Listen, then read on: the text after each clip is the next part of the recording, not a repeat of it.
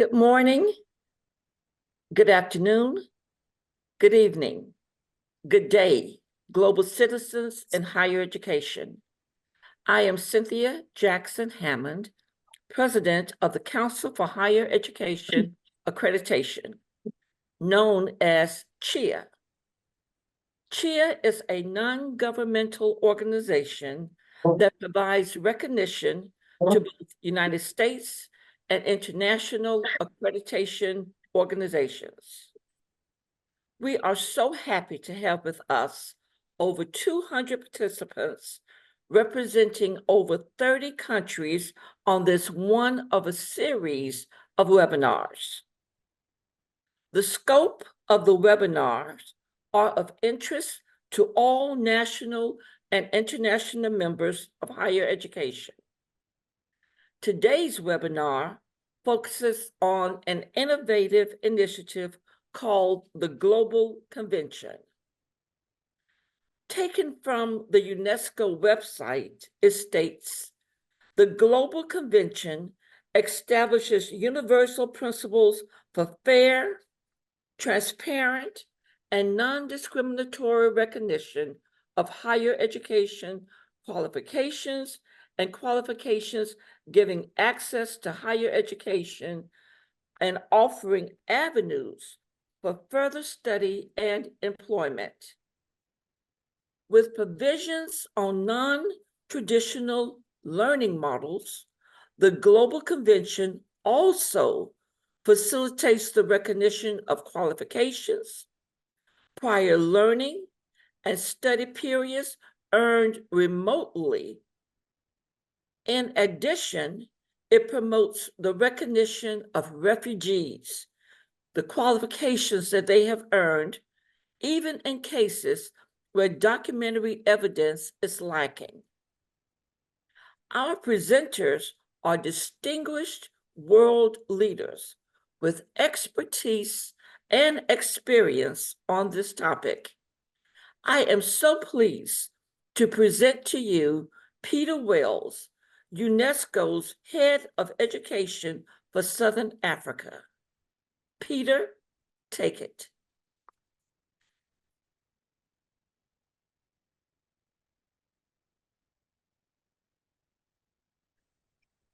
Oh, thank you so much, Cynthia, for those very wise and complimentary words for this session.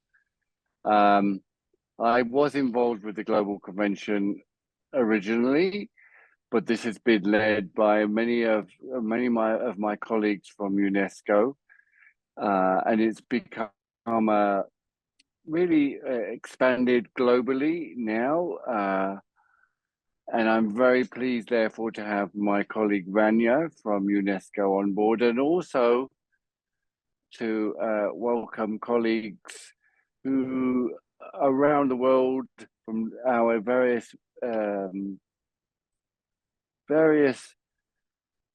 regional contexts have embraced the Global Convention.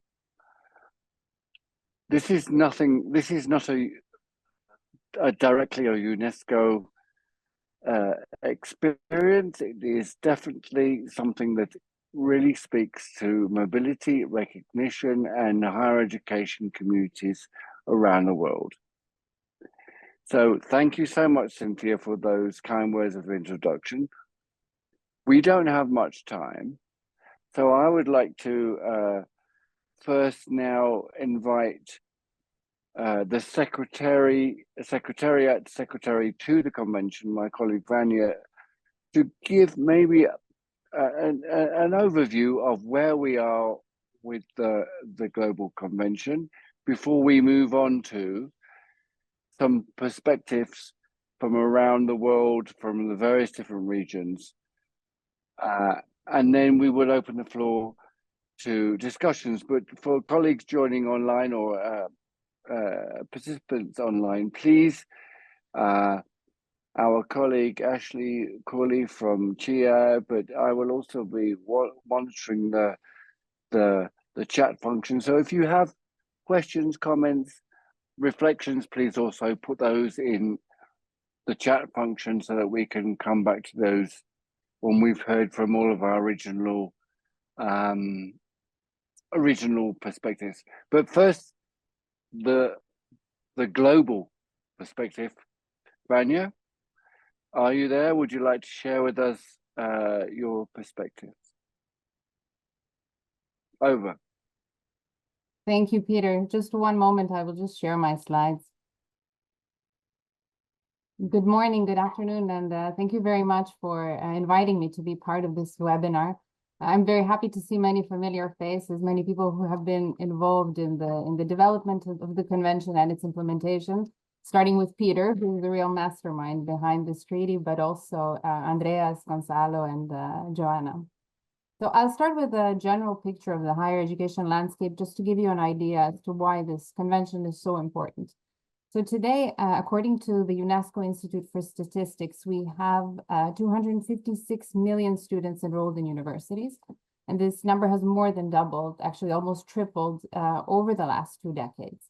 And it's a trend that is persistent across all regions in terms of absolute numbers of students.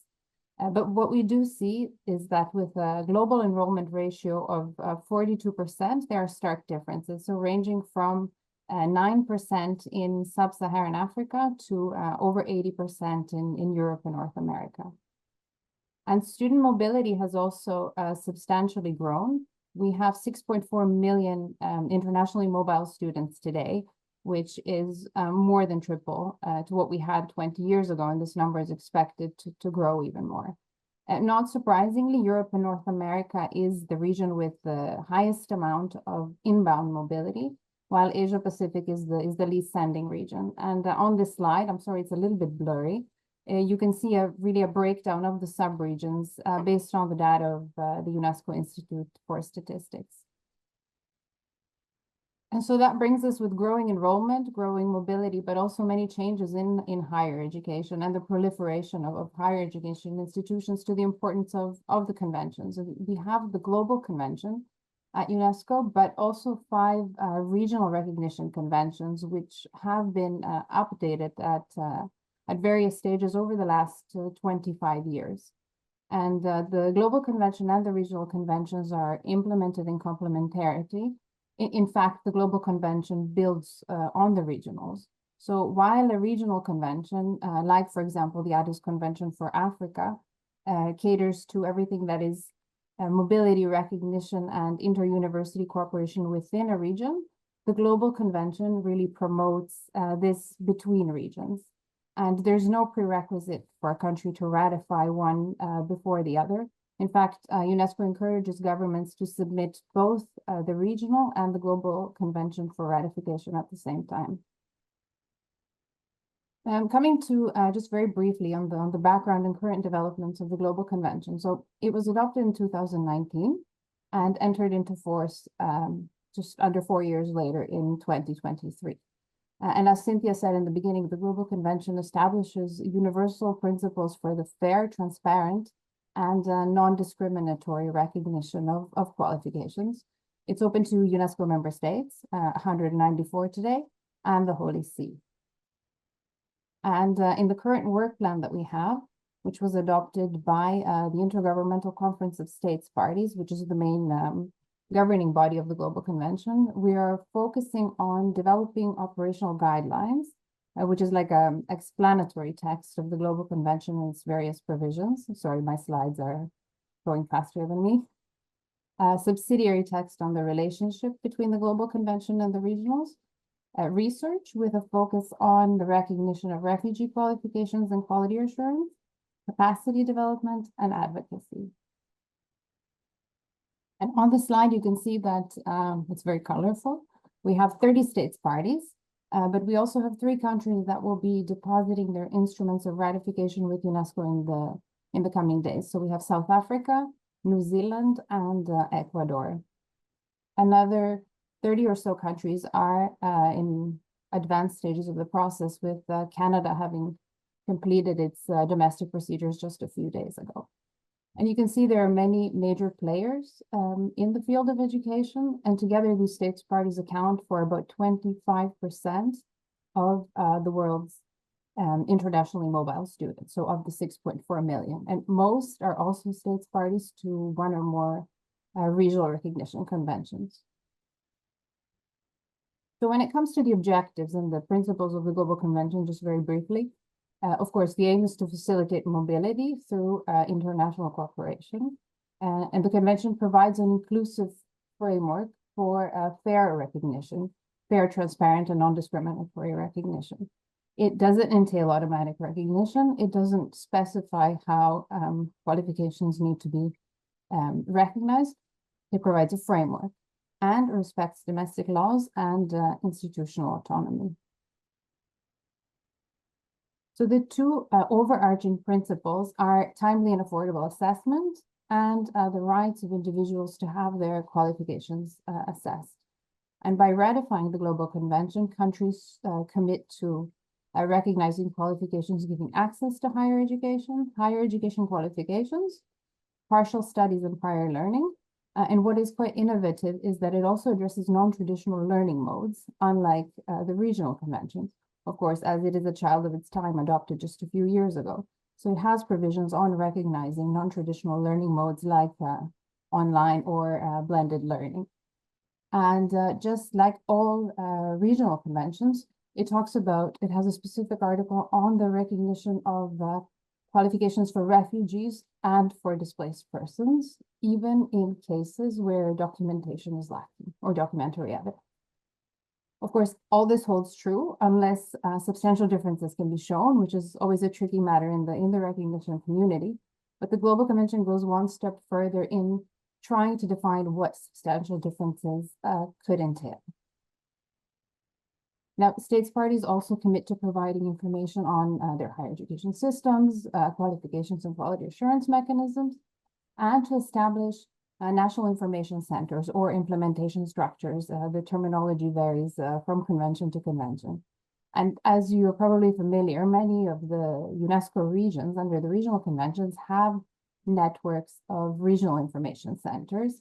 And these are really communities of practice that help countries facilitate recognition, but also build mutual trust among each other. And when it comes to implementing the Global Convention itself, these national implementation structures and information centers are key, as are the networks. And there are provisions under the Global Convention to establish networks of national implementation structures, which is still to come as the convention is in its infancy of implementation. But the key point here will be to build on what already exists in the regions and which functions very well for the most part. We also have organizations for accreditation, quality assurance, qualifications frameworks, and recognition. The Intergovernmental Conference of the States Parties, which is the main governing body that meets at least every 2 years to take decisions on issues like the program of the convention. And the committees of the regional convention. So here you can really see the relationship of how the global and regional conventions work together. In that, for example, the presidents of the regional convention committees are invited to the Intergovernmental Conference and they're consulted on major decisions or areas of work of the Intergovernmental Conference. So I will not be any longer. I just want to leave you with one last slide, which relates to the convention. It's the Higher Education Policy Observatory, launched by UNESCO's Institute for Higher Education in Latin America and the Caribbean. And it has data from close to 150 countries, both on matters within the convention, like recognition and mobility, but more broadly on countries' higher education systems and their policies. And you can see the link at the bottom of the slide. I invite you to visit it, and you can also do country comparisons and global and regional overviews. So thank you very much. That's it from me.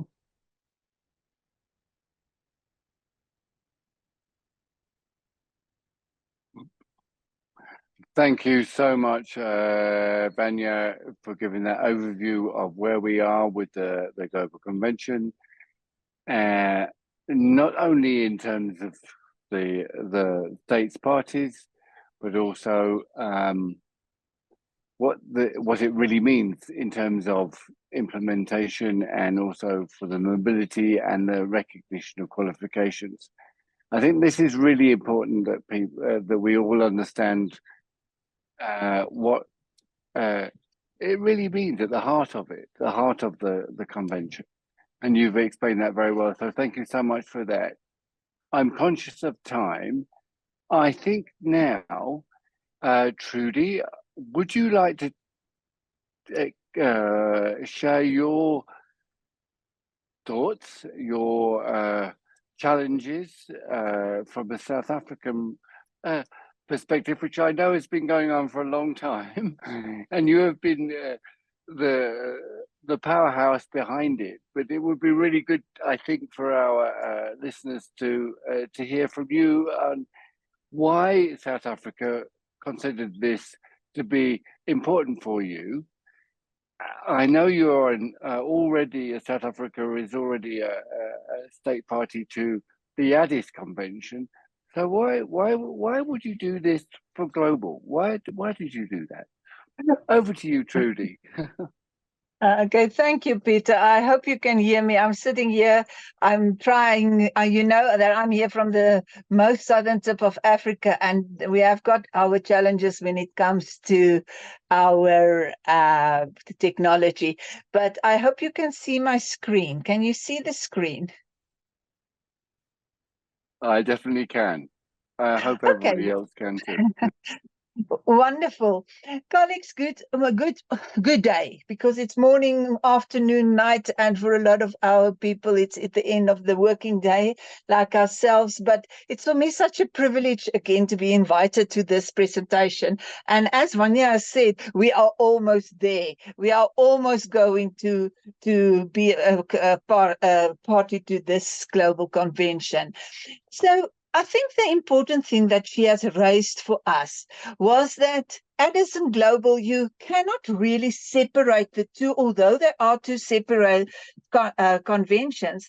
But if we look at South Africa, we have found that the relationship between the Global and the Addis Convention, because we are in Africa and the Addis is the African Convention, is that there are so many overlaps that we have deliberately combine the two and say, okay, we are implementing both. We're looking at similarities and where there are differences. And Vanya, for example, has highlighted the non-traditional learning modes that is included in the Global Convention and not in the Addis Convention. But I think it's important for us, and I'm not going to read through my whole slide. I can share this slide afterwards. It is that we need that organizing principle between countries. And Peter, you asked me why are we ratifying this? It's because it gives us that basis for recognizing international qualifications. And you know that the mobility of students, especially in Africa and in our SADC region, is very, very active. And we get such a lot of influx of students into our country and out of our country. Not necessarily that they leave the country, but they study elsewhere. So I think the importance of this slide for me is that ratifying the conventions, we as South Africa want to commit to strengthen international and regional cooperation in higher education. What we have defined as higher education, and that's very pertinent in the definition of the Global Convention, is it's post-schooling.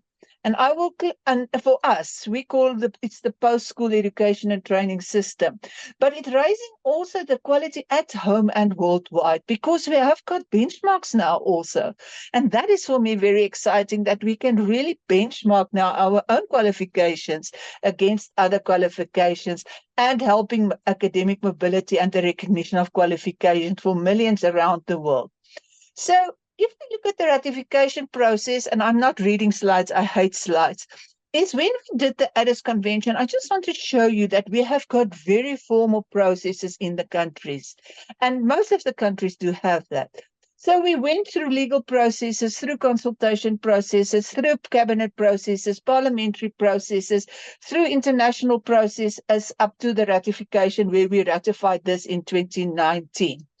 But when we look at the Global Convention, you will see that we started basically with our work in July 2019.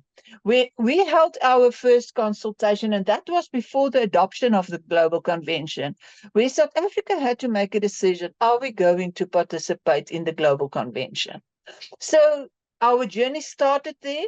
So I'm not going to go through the timeframes, but basically is that our consultation, and if you look at, we had consultation in 21, we had consultation in 22, and so forth. So we are continuously consulting with institutions, with our quality assurance bodies, with our qualifications bodies, with our government on this global convention. So I think very important is that in 22 cabinet approved that we can ratify that. Then we started with a very long and tedious process of legal and parliamentary processes, and we completed that in 2024. And then we submitted the instrument for ratification with approval of both houses of parliament and the legal opinions to our Department of International Relations on 30 May this year. And on 12 August, and you must remember 30 May 2024 in South Africa was a huge changeover of new administration, new ministers, new everything. So there was a little bit of time that lapsed there. But anyway, we are past that stage, and the minister signed, the Minister of International Relations signed on the 30th of May. And now we have, on 12th of August, sorry for that, and now we have completed the accession procedure for the Global Convention. And at the moment, the documents are with our people in Paris, so it's already there. It must just get to UNESCO now. So I hope within the next few days or weeks, we will have that formal handover to UNESCO. And then 3 months later, as Vanya has told me, truly just calm down and say South Africa will be counted as a state party. So hopefully 2024 will be that big date for us, Peter. I hope that we will be able to do that. So again, the same processes were followed. Now, I think very important for me as working in a country where we have already got very well established processes, procedures, mechanisms.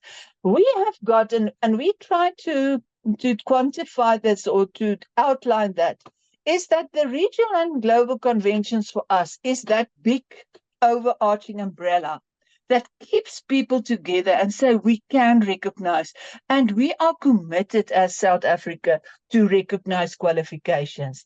But then we also have bilateral and multilateral agreements, MOUs and MOAs between countries and between multilateral and bilaterals. We have got a very interesting mechanism that we are really pursuing, and it's working, is the mutual recognition of qualifications agreements.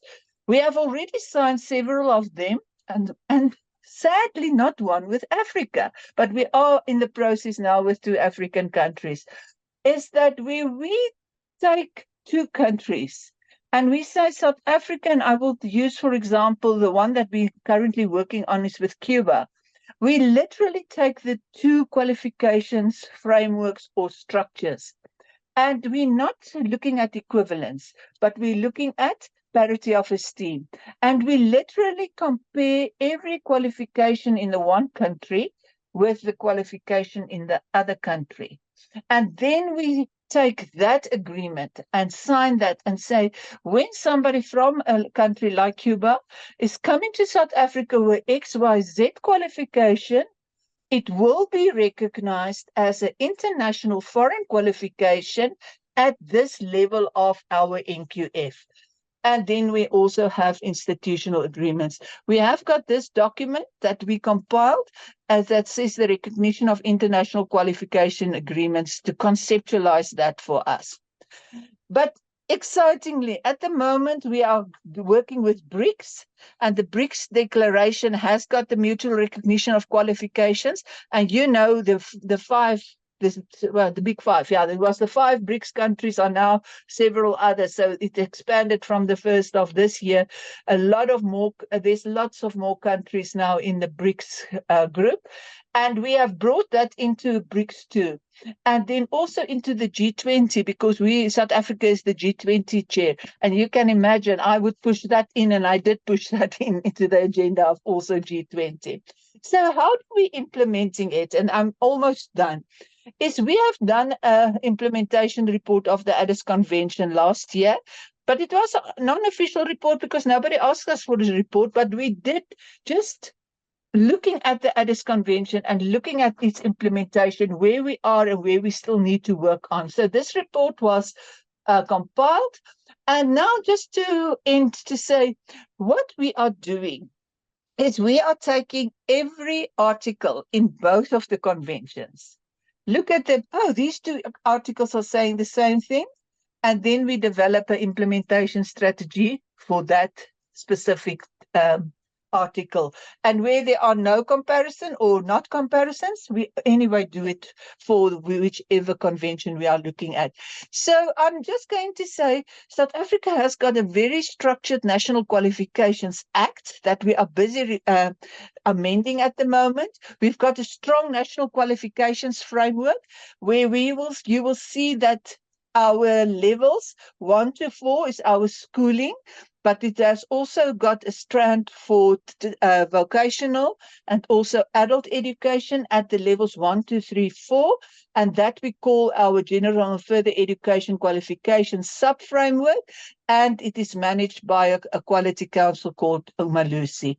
Then from the highest certificate up to doctoral degrees, the university education, we've got the higher education qualification sub-framework that is managed by the Quality Council for higher education. And then we have got a occupational qualifications framework that's run by the Quality Council for Trades and Occupations. But if you look at the parity of esteem, that there is mobility even within our own system and articulation, for example, from a higher certificate to a higher occupational certificate. So there's horizontal, vertical, as well as diagonal articulation that's possible. But this framework also provides for us the ability to look at articulation with foreign qualifications, and that's for us very exciting. And there is our South African Qualifications Authority and the 3 quality councils that I spoke about. So if you look at the articles, we have got a well-established quality assurance mechanism and accreditation of programs and institutions. So we do registration of institutions and accreditations of qualifications. And we also have now, this year, proclaim our amendment to the National Qualifications Act for fraudulent and misrepresented qualifications. And now there's a legal instrument that they can be sued if they're coming in with misrepresented or fraudulent qualifications. And then our mechanisms that we are using for the recognition of qualifications is that we've got a strong policy and criteria for evaluating foreign qualifications. And then that it's transparent, coherent, reliable, fair, and non-discriminatory. And it's on the SAQA website. And SAQA communicates directly with applicants and keep the record of the applicants. It's so very important that there's that direct link with the student. When the student wants to come in, SAQA communicates directly. So they evaluate foreign qualifications, and then they issue also a SAQA certificate of, we call it the electronic SAQA certificate of evaluation, not of equivalence, of evaluation, where we say this qualification is equal to the NQF level 4. So we also verify national qualifications. Then we've got, as I said, the mutual recognition of qualifications agreements. As I said, we've already signed 13 countries and 2 bilateral agreements, and there are none in Africa.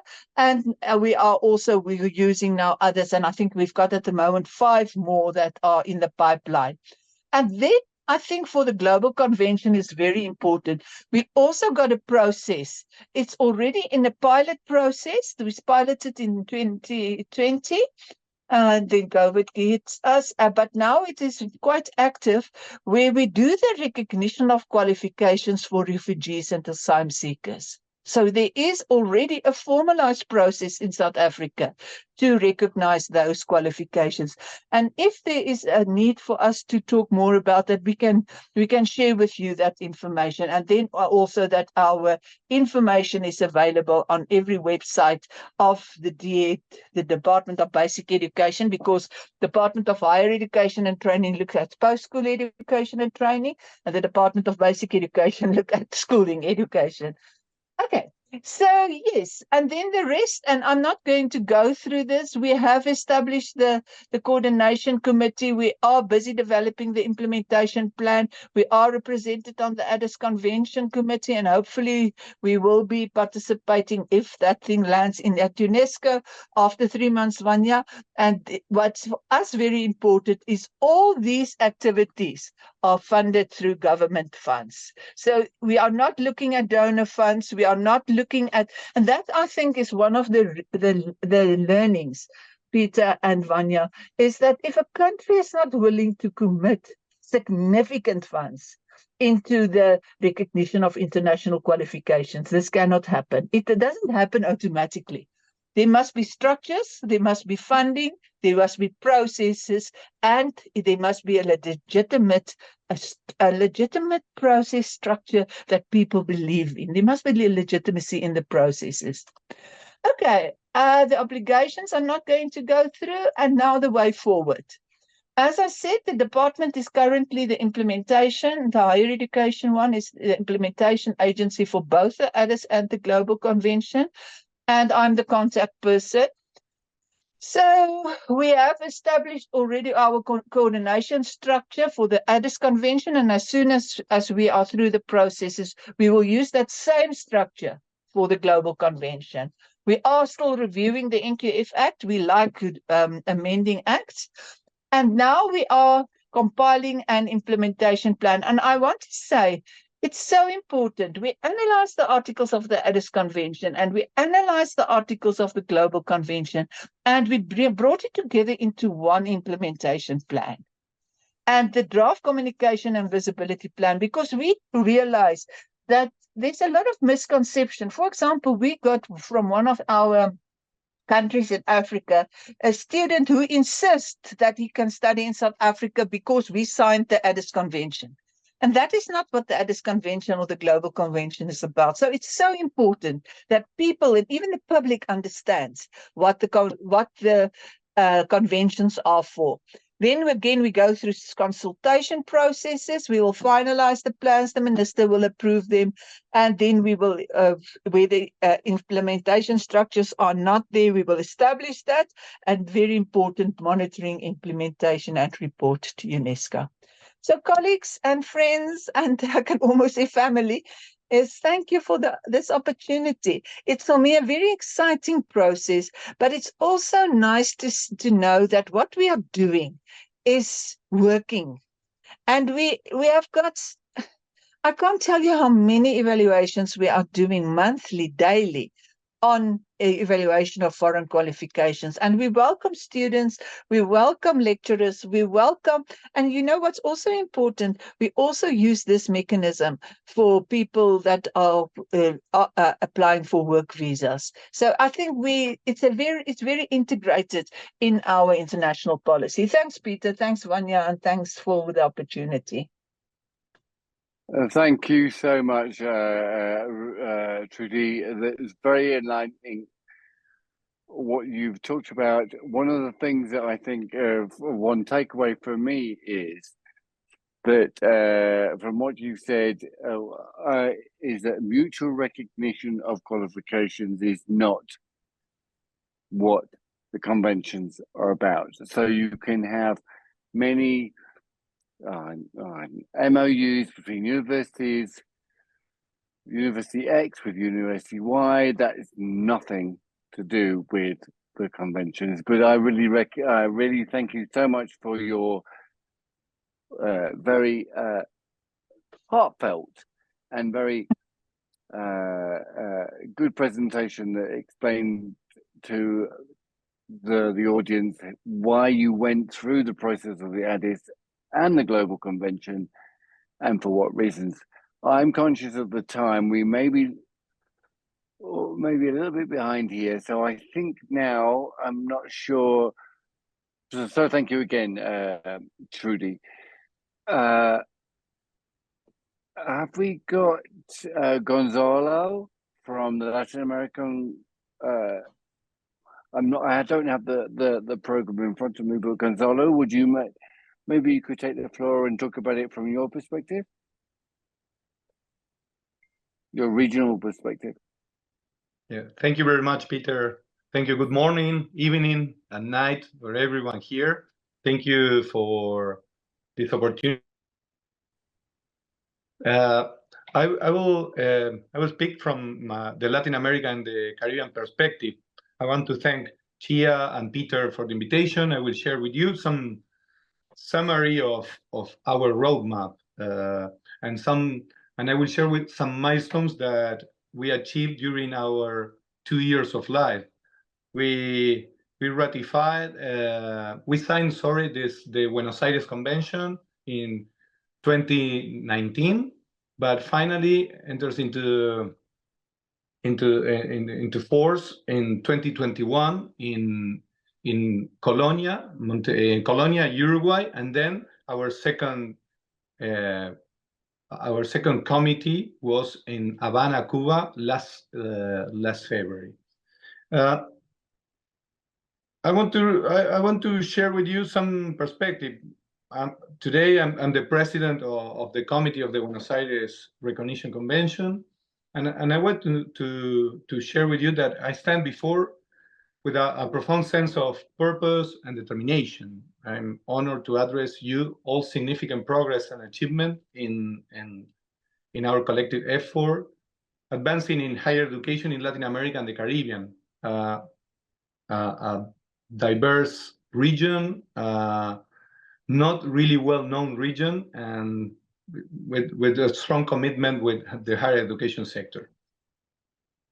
In our last meeting, we made a decision that marks a significant milestone in our journey, but to realize the objectives of the UNESCO Regional Convention. We established a network that served as the operational arm for the implementation of the convention. This network, in Spanish known as Centros de Información Nacional de América Latina y el Caribe, that means National Information Center for Latin America and the Caribbean, is a statement to our shared commitment to promoting educational mobility and fostering regional integration. SINALC, our network, will facilitate the exchange of information on recognition and mobility and promoting mutual understanding and transparency between member states' higher education system. This was our statement during that moment. At the moment, we are 7 countries that ratify the regional convention, and we are only 3 countries that ratify the global convention. As you can see, we are moving forward slowly, but with important steps.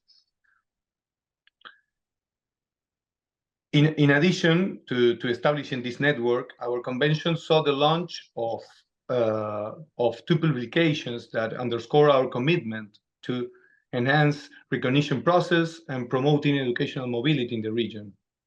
First of all, we approved basic guidelines for the recognition of Venezuelan academic degrees and diplomas, where we explicitly tailored explicitly tailored for officials responsible for recognizing foreign degrees and to streamline the recognition and validation of Venezuelan qualification.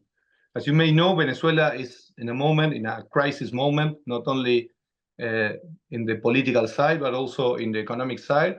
That's why many Venezuelans, more than 8 million Venezuelans are around the world. And we have some numbers that shows that at least 1 million of Venezuelans are trying to recognize their degrees and diplomas all over the world. That's why we think these guidelines will help many officials all over the world to help them in this forced migration and in some case this refugee situation that they have. Furthermore, we approved a study, the feasibility study for the implementation of a diploma supplement that examines the experiences of other regions in implementing the diploma supplement and identifies key success factors. This study that was supported by ESALC, our Higher Education Institute for Latin America and the Caribbean, was a milestone during this process because, as I said at the beginning, Latin America and the Caribbean, we have many countries that speak in Spanish, some Portuguese, French, English, mainly Spanish, but however, we have some problems to recognize each other, our qualifications. In terms of our first 2 years of this new regional convention, it's clear that we have made significant achievements towards our shared goal of facilitating educational mobility and promoting regional integration. As I said, the establishment of our networks in ALC represents a significant step forward through continued collaboration and cooperation. I think in the coming years, we will realize the full potential of this regional convention. In conclusion, let me reaffirm my commitment and the commitment of our 7 countries to inclusivity, transparency, cooperation, to underpin our collective efforts.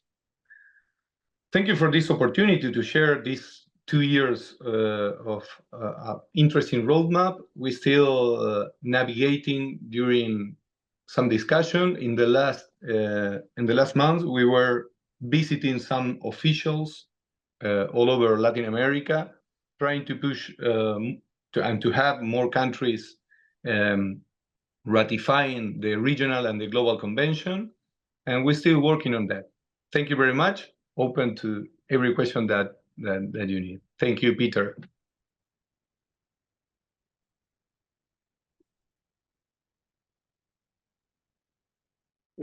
Thank you so much, Gonzalo, and congratulations, because I know that the Buenos Aires Convention is one of the most recent conventions, regional conventions, and you and your colleagues there in the region have really worked very hard for this. What I think was a very important message you gave there was to say that it's not important to have everything on board, everything in line in order to recognize a convention. It's a process. It's a long, maybe a long-term procedures, but the fact that you've got 7 countries, I think you said 7, that is quite an astonishing achievement in your region, the Latin American and the Caribbean. For those colleagues online, the Buenos Aires Convention is for Latin America and the Caribbean, and I just think this is you're spearheading the work on mobility and recognition of foreign qualifications in your region. So thank you so much for sharing your experiences, and that's what this webinar is all about. So thank you so much again, Gonzalez. I think, and I'm going to now defer to Ashley, because we do have, I believe, a reflections from the Asia Pacific Australia. Hello, my name is Joanna Wilson, and I'm the Director of the Qualifications Recognition Policy team here in the Australian Government Department of Education. And my team also serves as Australia's National Information Centre under the UNESCO Qualifications Recognition Conventions. I'd like to thank Chia colleagues for the invitation to participate in today's session, and I'm very sorry that I can't join you live today, but it's an honour to be able to share Australia's perspectives on the Global Convention. And I wanted to start my presentation by outlining the strategic context for Australia and why Australia believes that qualifications recognition and the UNESCO Qualifications Recognition Conventions are so important. And I'll then briefly outline what the convention is and the benefits it provides before I touch on some of the key considerations for us all to think about and how the Global Convention can help to address some of these. So to start, Australia through the Department of Education has been working in qualifications recognition policy for more than 50 years, and we consider this field to be extremely important. Education is a transformative force. It can transform a person's life, but it can only do so if others perceive that education as valuable. And as such, a quality recognition system for overseas qualifications is a fundamental enabler of student and labour mobility. That is to say that the policies and processes that for recognising qualifications open up mobility opportunities for students, graduates, workers, academics, and educational institutions. And for Australia, the recognition of overseas qualifications has strategic linkages to areas that are key to its cultural and social prosperity, productivity, and economic growth. And these include international education, skill migration, occupational and professional registration, skilled employment, and the international mobility of professional services. Qualifications recognition systems also help to manage differences in education systems and qualifications, while at the same time protecting standards, for example, in higher education and professional registration. And quality recognition decisions benefit everyone, from individuals to their families to societies, providing a wide array of social, cultural, and economic benefits. And qualifications recognition also has an important role in facilitating sustainable development by improving access to quality education. And because of these strategic linkages, the Australian government has invested long-term in recognition policy and supporting two-way mobility, and that is the recognition of overseas qualifications in Australia and the recognition of Australian qualifications overseas. And so the Global Convention, as I know that UNESCO will have outlined before me, is an international treaty-level agreement that seeks to promote student and worker mobility by providing a framework for global cooperation on the recognition of studies and qualifications. The framework is based on best principles, which include the individual's right to a fair and transparent assessment, and best practices, such as the establishment of an information centre in country. And importantly, the Global Convention also seeks to provide for a global community of practice where a shared understanding of what is fair and reasonable in the recognition of qualifications and studies can be developed. And so in Australia's experience, the UNESCO Qualifications Recognition Conventions, including the Global Convention, provide the most efficient, effective, and sustainable mechanism for international cooperation in the field. And like many others, Australia was very pleased to see the adoption of the Global Convention in 2019 after many years of collaborative efforts to lift it off the ground. And we see here in Australia that the ratification of the Global Convention provides significant benefits, not only for the individual countries, but also internationally. And so firstly, the Global Convention builds on and complements the existing regional recognition conventions, which for us here in Australia, we've ratified the Lisbon Convention and the Tokyo Convention.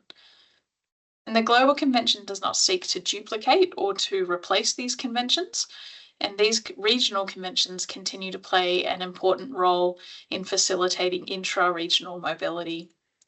However, as these regional conventions only operate at the regional level, they do not support inter-regional mobility and cooperation. And without this, a person educated in one region does not have a right to have their education assessed in another region. And so, as we know, education mobility is not just limited to individual regions, and education is becoming increasingly globalized. And so for us in Australia, the Global Convention supports inter-regional mobility and cooperation, and so this is a key reason for why we ratified it. And it supports this for the first time. And so the Global Convention's provisions also promote a positive approach to recognition, where qualifications should be recognised as fully and as widely as possible to support student and worker mobility. And it's important to note that the Convention does protect the autonomy of education institutions and respects domestic laws and regulations. It does not also prescribe how to recognise qualifications, nor does it guarantee full recognition. And another benefit for us here in Australia is that we see that the Global Convention has taken lessons learned from the regional experience and contains somewhat more specific and ambitious provisions, as it should, in dealing with global recognition issues. We see that the Global Convention is a future-focused instrument, and it reflects the rapidly changing education landscape by actively promoting education innovation now and in preparation for the future of work. It also supports cooperation on global issues, such as the recognition of new and innovative forms of learning. We also see here in Australia that the Global Convention actively seeks to reduce unreasonable barriers by putting in place, for the first time, explicit definitions around what constitutes differences between qualifications from one country to another. And this was a major breakthrough in the Convention's development. And by doing so, this helps to achieve a global understanding of what constitutes an appropriate reason to deny full recognition, thereby minimizing barriers to recognition. The Global Convention also acknowledges that education systems are different and helps to manage these differences while minimizing barriers. This helps to protect in-country standards, including employment, academic, and professional or occupational standards.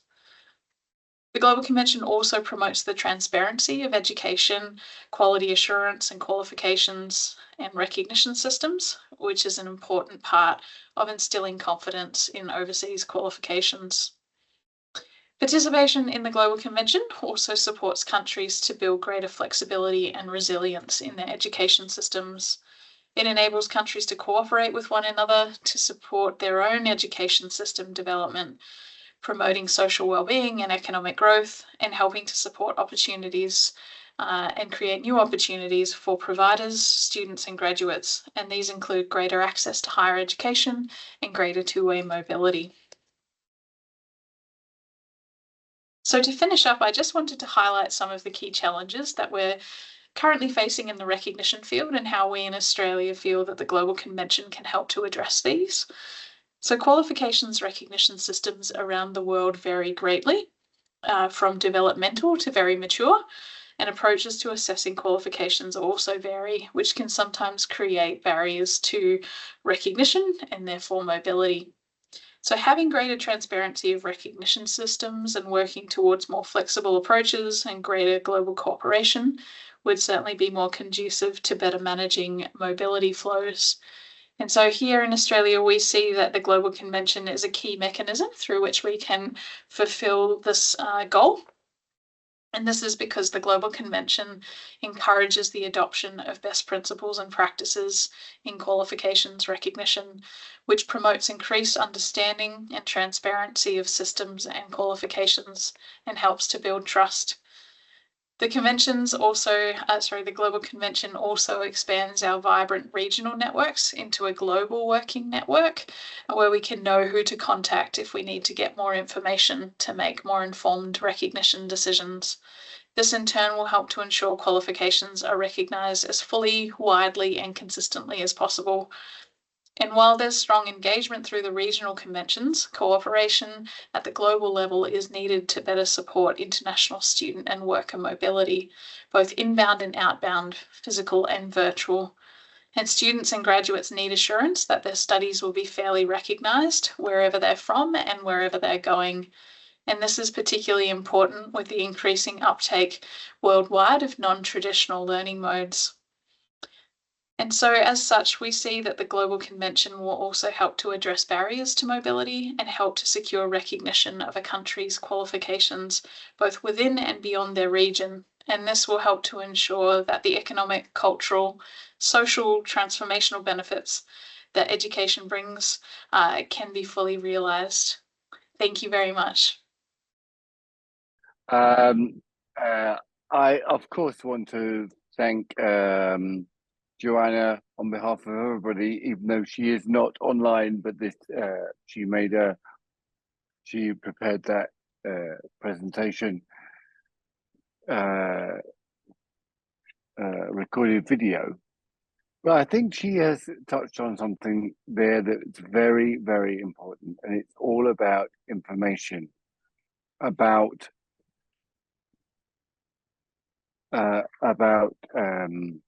providing information on systems, on providing information regarding what qualification systems are, what higher education systems are, the systems, and also the qualifications and institutions. Because without this sort of information, she mentioned very clearly about providing more information. We cannot verify qualifications internationally unless we have information. And I think that's a very clear message to everybody. And that's what the Global Convention really sits on. It's about how do I get information about your system of higher education, your institutions, and the qualifications that they provide. So I'm very pleased. Unfortunately, she's not able to join us live, but we will send that information back to her. Now, I think Michelle, do I call on Andreas or do I call on Andreas is fine. Yes. Andreas is next. Okay. Yes. So Andreas, please, can you talk us through, as in Norway being a state party to the Lisbon Convention, the Regional Convention for Europe, and also a founding partner and state party to the Global Convention. Over to you, please, Andreas. Oh, thank you, Peter. I hope you can all see my screen and hear my voice clearly. And thank you so much for inviting me to this webinar. I was asked to say a few words about the implementation of the Global Convention in Norway, because I think Norway was the first country to ratify the Global Convention in 2020. So we have now already 4 years of experience that I hope we'll be able to share with you. So my name is Andreas Nidal. I work for the Norwegian Directorate for Higher Education and Skills. And I will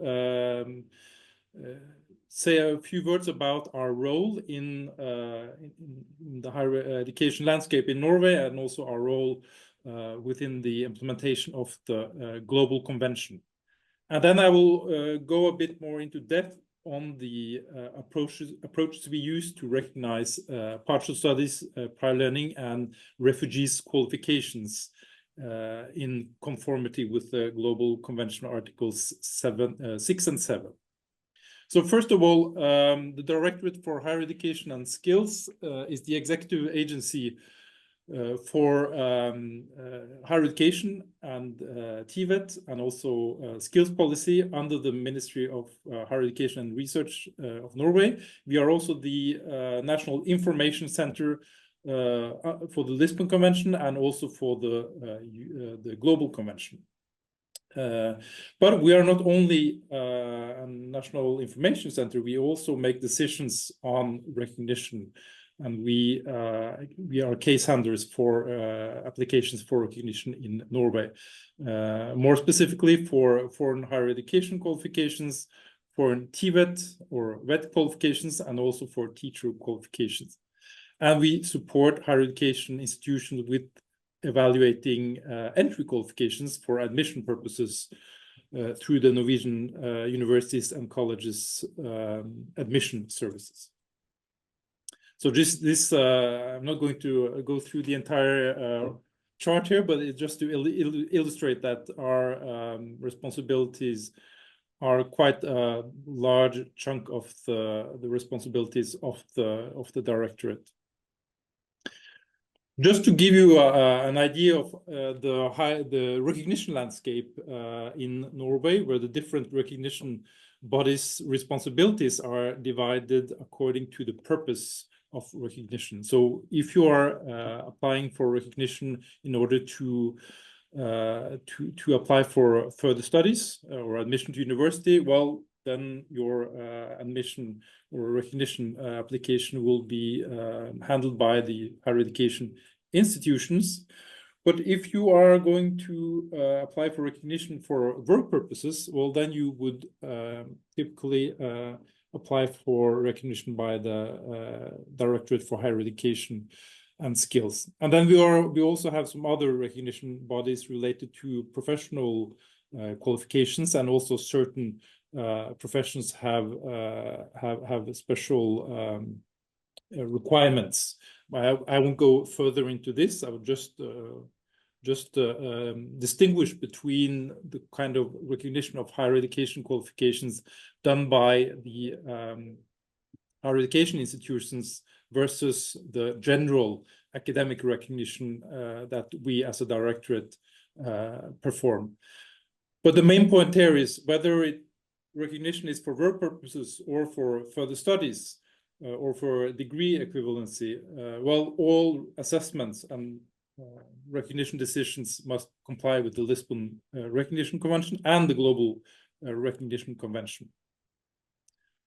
And our role here is that we are the National Information Center since the entry into force of the Global Convention last year. And from the 1st of August this year, all the provisions of the Global Conventions are fully incorporated in the Act relating to universities and university colleges. So you will see that it actually took us 4 years from we ratify until we have all the necessary legislation in place, which also further underlines what Peter just said, that you don't need to have everything ready before you as a state ratify. So what does this actually mean for us? Well, this means that the directorate, as well as all public and private higher education institutions, are bound to recognize qualifications from other states parties unless substantial differences can be shown between the foreign degree and the corresponding national degree, as we also heard from Vanya's presentation. And as a national information center, the directorate supports higher education institutions in implementing the convention and provide also access to information about the Norwegian higher education systems to other states parties in accordance with Article 12 of the Global Convention. So we have encountered some challenges in our process to implement the Global Convention, especially in relation to recognition of prior learning, partial studies, and refugees qualifications. But I believe that we are now responding to these provisions in a proper way.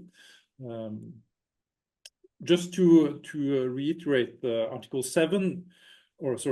6 on the recognition of partial studies and prior learning acquired in other states parties. The way this is dealt with in Norway is that we, first of all, higher education institutions can recognize partially completed studies or even credits to replace part of a study program. So we don't need to, if you come with a foreign qualification or with foreign, or not a full qualification, but with parts of a qualification or credits, you can have these recognized as parts of a Norwegian study program. Higher education institutions should also consider prior learning when they evaluate applications for admission to higher education. That also, of course, includes prior learning from abroad. And finally, the Directorate for Higher Education and Skills can recognize parts of an unaccomplished degree with a minimum of 1 semester. So if you have started a bachelor degree in the US but not accomplished it, you can actually have parts of it recognized here in Norway, but not less than 1 semester of full-time study. So not single credits, but in semesters. If we move to Article 7 about refugees' qualifications, I will also just reiterate what Vanya said, that you should, according to the convention, recognize qualifications of refugees and displaced persons, even in cases where the qualifications cannot be proven by documentary evidence. And this is a bit tricky. How to deal with qualifications when there are no documents. And which cases would this apply for? Well, normally when people are missing some or all documentations of their qualifications, or when it's not longer or no longer possible to contact the issuing institution to verify the authenticity of the qualification, or when applicants, due to federal persecutions, do not wish that we contact these institutions for verification. Or we also have documents from certain countries or institutions that we do not trust. For instance, areas where there has been war or conflict recently. So in these cases, we would apply an alternative procedure to evaluate the foreign qualification. And this procedure is known as the UVD procedure. It's an assessment methodology for applications without verifiable documentation. In order to apply for this procedure, the applicants need to have a permanent or a temporary valid resident permit in Norway, and they also need to fulfill certain language requirements with respect to Norwegian and English. And the assessment is based on 3 steps. The first is mapping of the personal and educational background of the applicants. That could include any documents that exist. And then there will be a preliminary interview with credential evaluators. And then finally, an expert assessment with academic experts within the field of study. And if successful, the applicant will actually have a legally binding recognition decision. Just to go a bit more into depth, to show you how this preliminary part of the procedure work, the preliminary interview, is based on a structured interview online with 2 credential evaluators. They ask questions about the applicant's background and studies, focusing on system or structure rather than the academic content. You see some of the questions we ask in the picture here. It starts with secondary education and continues throughout the entire educational history of the applicant. And we also ask for any relevant work experience that can contribute to document the qualification. And we also used the interview to assess whether the applicant would be ready to undergo a further interview with experts, with academic experts. And if they're not eligible for applying for further assessments, they can also be issued a non-binding, what we call a non-binding quality assessment. And this is a format which is very similar to the European Qualification Passport or the UNESCO Qualification Passport. But if they do, if they are considered as eligible and are qualified to the next round, they are interviewed by an expert panel. You see pictures of some of our experts here, consisting of 1 or 2 academic experts and 1 of our credential evaluators, who undertake a 2-part assessment consisting of a written exam and then an interview with the experts. who then write a report with a recommendation, and then the recommendation goes back to us, and then we can decide whether we will actually recognize this degree or not, even if we have, even in cases where there is absolutely no documentary evidence. So this was just one example of how we are implementing the Global Convention. I hope it was useful, and I will be happy to take any questions that come later in the chat. Thank you.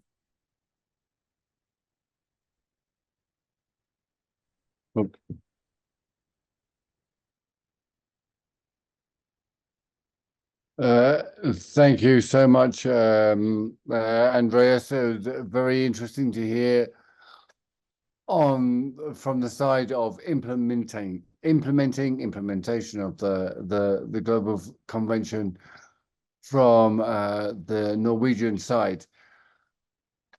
I know we are short of time, so I'm going to I apologize for not asking for questions from the floor right now, but please do put them in the chat, and my colleagues can, or our presenters can respond there.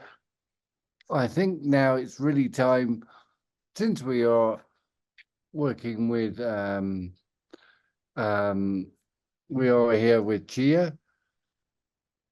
Melanie, could you give us your perspectives on how you feel that the Global Convention or recognition, mobility, your perspectives from the US side, that were really interesting. So over to you, Melanie. I apologize it's taken so long to come to you.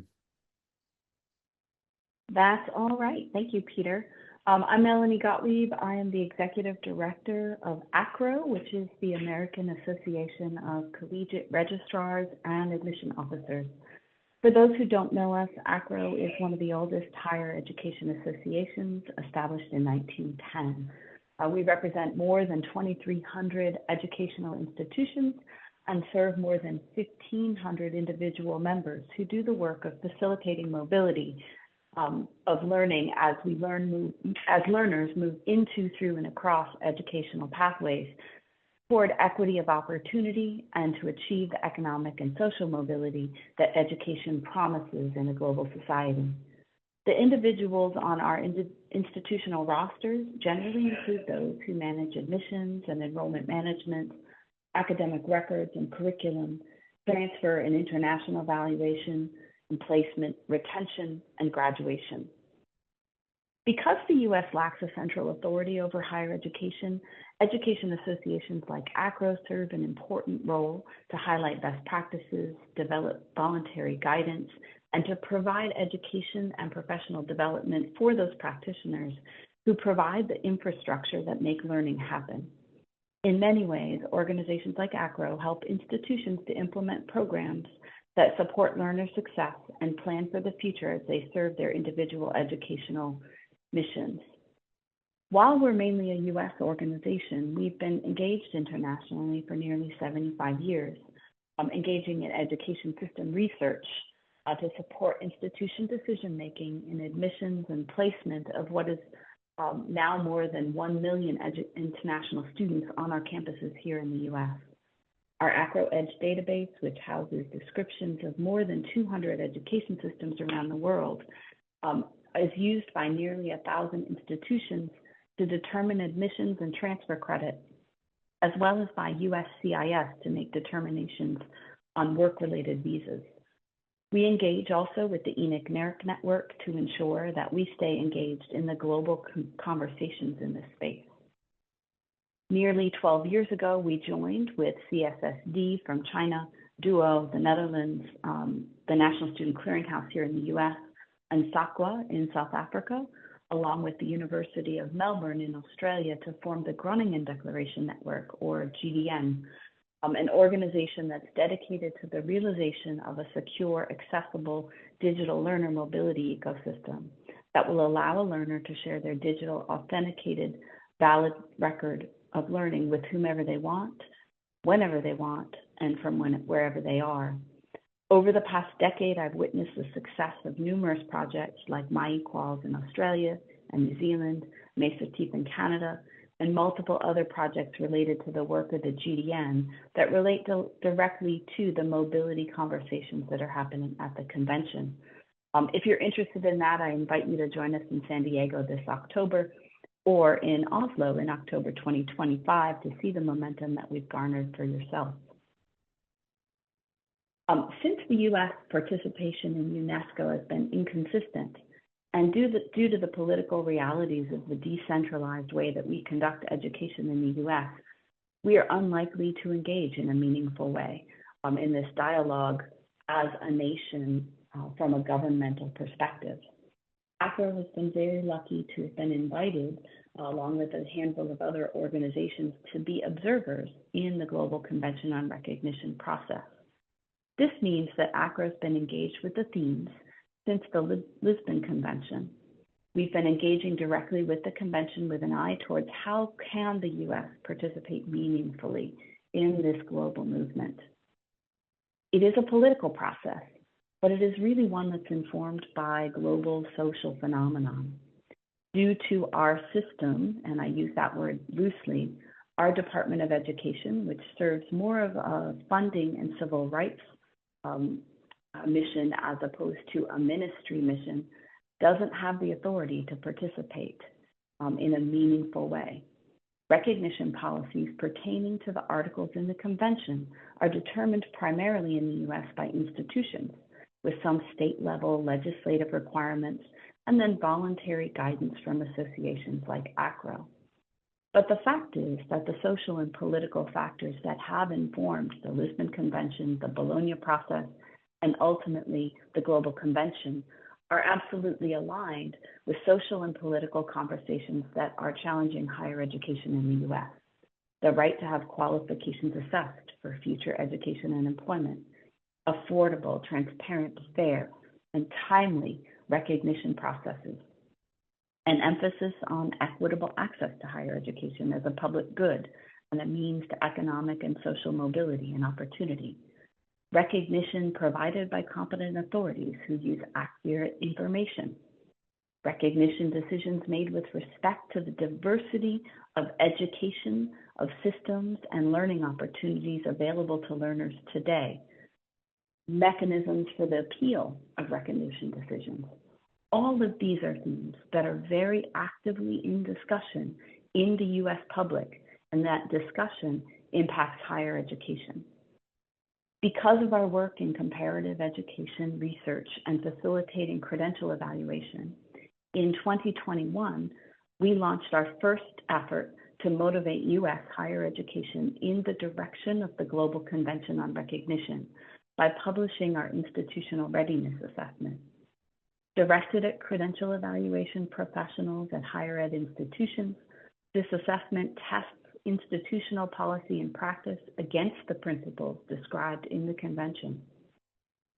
We've also been very engaged in several projects during that time pertaining to the reintegration of refugees into higher education pathways. This work has been very effective in impacting a narrow subset of our members who work in international education. But we wanted to broaden that impact of the principles to ensure robust U.S. participation in the convention, as any such work we're engaged in internationally must necessarily align with our domestic work. So at the same time that we were developing the readiness assessment amidst the pandemic, ACRO was also going through a strategic planning process that resulted in a new strategic plan and a reframing of our work at the association. The principles of the convention have very much informed our strategic direction as an association. Our work, which is the work of learning mobility, is centered on the learner, is working towards equitable access and outcomes, is aligned with interoperable and technical and semantic frameworks, all of which undergird the intrinsic value of higher education. While the majority of our members won't know what you're talking about if you bring up the Global Convention, or if they do, they may not have a sense that it has clear relevance to their work. We have taken the articles of the convention and the philosophical underpinnings of that and integrated it directly into our work, so that our work is aligning and socializing these concepts of the Global Recognition Convention with our membership. Our public actually demands that we align with these same themes without actually realizing that that's the theme that they're working with. This also means that we've been engaged with the USQF, which is a new organization working towards the establishment of a national qualification framework from the US, for the US. I share all of this to tell you that while the US is unlikely to ever ratify the Global Convention, there are many of us here in the US that are working towards the very same outcomes, despite our lack of official engagement. Our work, due to the political structures that we have here, must be grassroots. Because we believe at ACRO that what matters is the principles and the work, as opposed to the pomp and circumstances of a legislative ratification of a document by our political system. As we like to say at ACRO, our practitioners will be the implementers of success. As we've aligned our work over the past 3 years in support of these philosophies, we've become increasingly convinced that the way that we affect change in the industry will be to create collaborations of stakeholders, both domestic and international, and we can use our collective voices to move higher education toward a more equitable future for our learners and our communities and our nations. I hope that as we engage in this work that you will think of ACRO as you advance the conversation, and I look forward to seeing all of you as more partners in the work. I turn it back to you, Peter.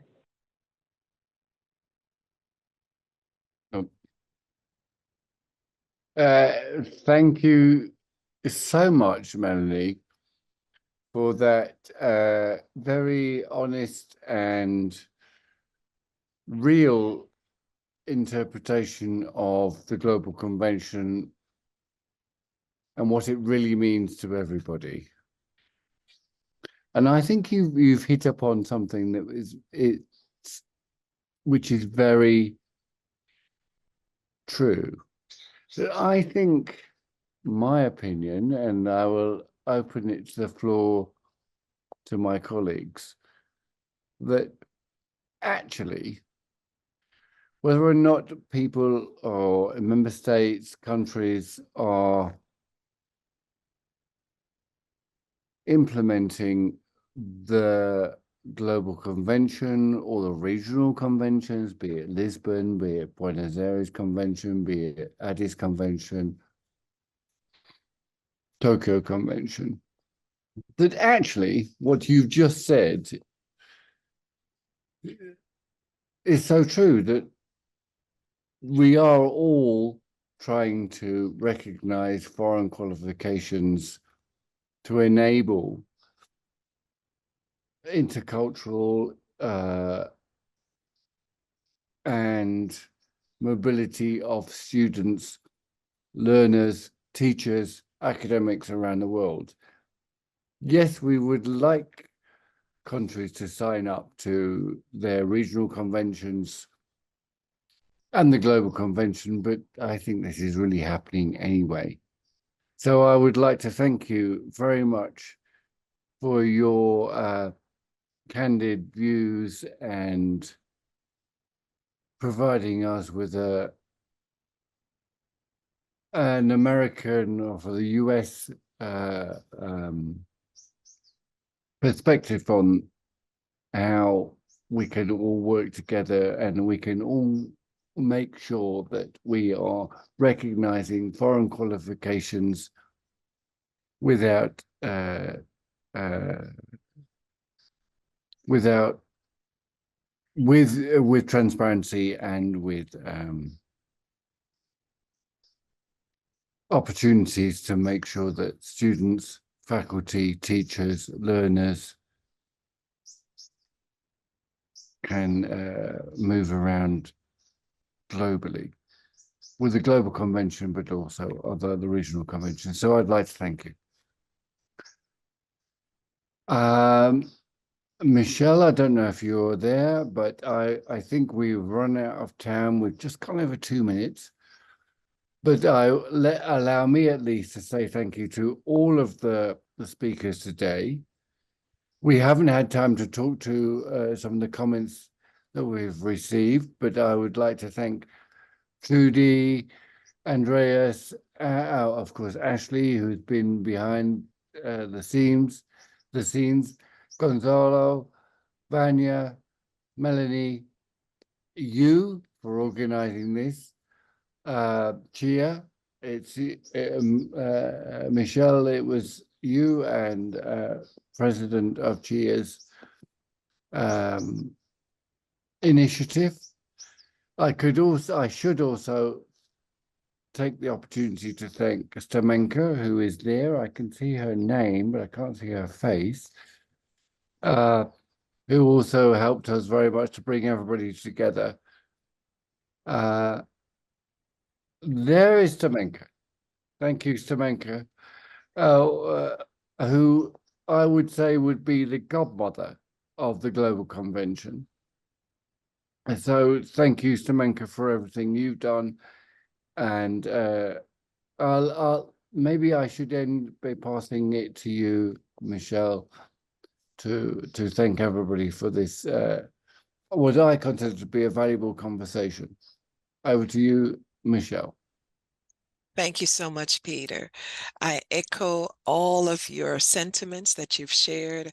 And before I even go into that vein, I want to thank you for being the brainchild, the brains behind this particular organization for this webinar, pardon me. I thank you for the idea. I thank you, Stamenka, and I believe Concepcion Pijano for working together to ensure that we had this wonderful webinar, this wonderful group of presenters. It was our honor to present this particular topic. And so thank you again. Thanks to all of you. We also want to thank our audience.